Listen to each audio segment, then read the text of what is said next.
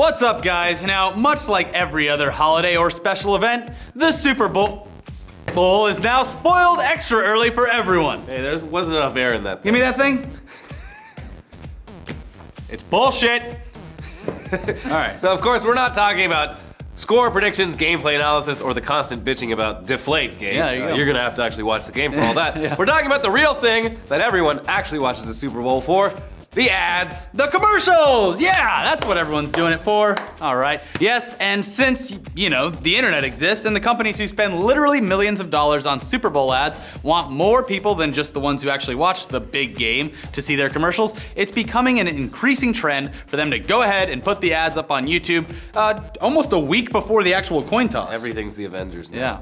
So then, of course, there are the companies who claim that their commercial was banned from being shown, which usually means they either didn't have enough money to get it on the air, and they're still trying to get some exposure, or that they made it overly titillating on purpose so that it would get banned and people would talk about it. Yeah, that's usually the strategy. If you want to know more about that, head over to our channel, Machinima ETC, because we're going to have a video up going over all of those banned ads. But let's get back to 2015. Arizona. The Seahawks versus the Patriots. Budweiser versus Snickers. T-Mobile versus McDonald's. Who will reign supreme? My belly will reign supreme. Yeah, tons of food in there. Let's show you what they got, and then you decide. Yeah, we also score it too. Yeah, so we far. gave scores. Snickers starts us out with a Brady Bunch parody starring two stone cold killers from Con Air.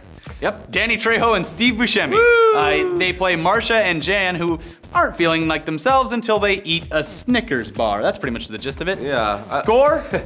5 out of 10, why wait? Yeah, exactly. That's a good. Stop trying to be someone else. You're a fat fuck. Eat the Snickers. All right, are you ready to cry? Because Budweiser has a commercial that has nothing to do with Nope. beer.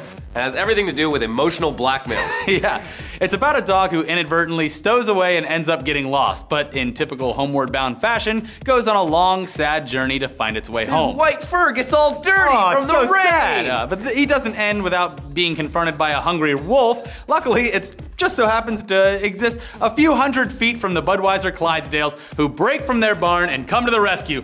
Aww, drink our beer so this doesn't happen to you, motherfuckers! Yeah, so we give this one a 6 out of 10 right in the feels. Yeah, right here.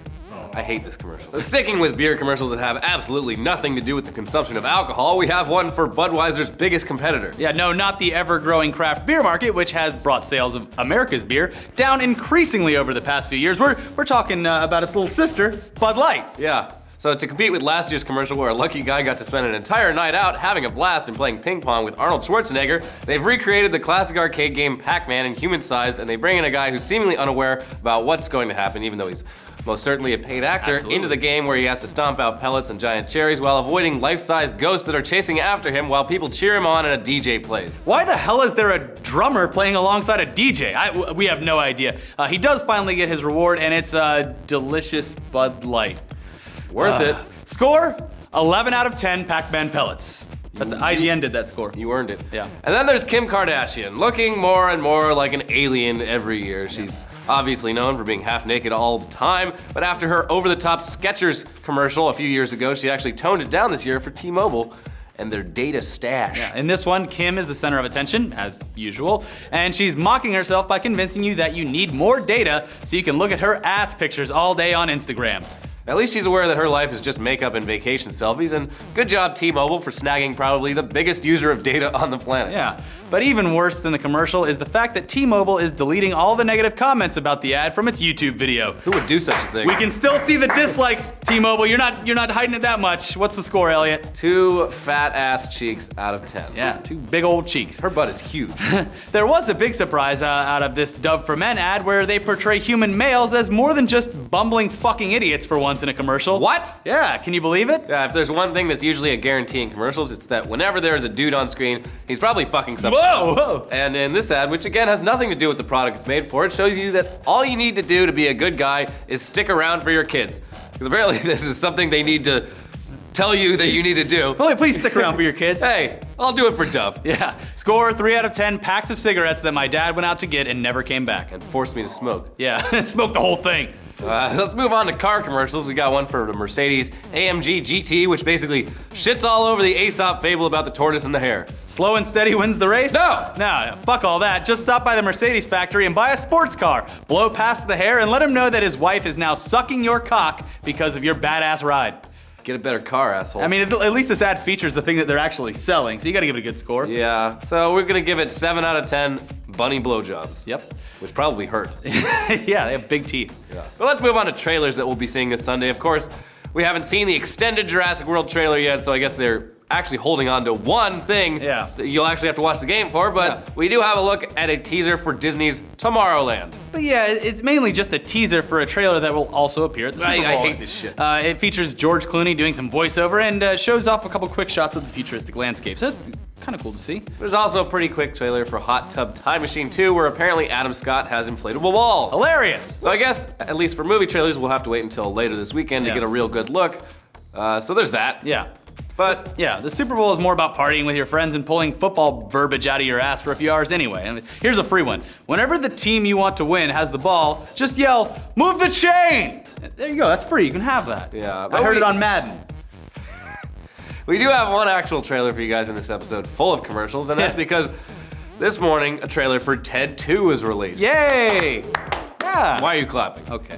In this, Ted gets married and wants to start a family, but there's a problem because he's just a teddy bear. So he needs Mark Wahlberg to donate some sperm. God. Well, obviously he's covered in cum shortly after going to the sperm doctor. They can show that? Well, they can allude to it.